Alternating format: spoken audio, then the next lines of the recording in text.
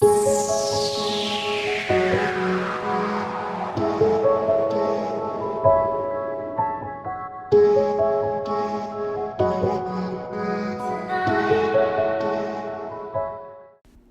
everyone, welcome to my channel.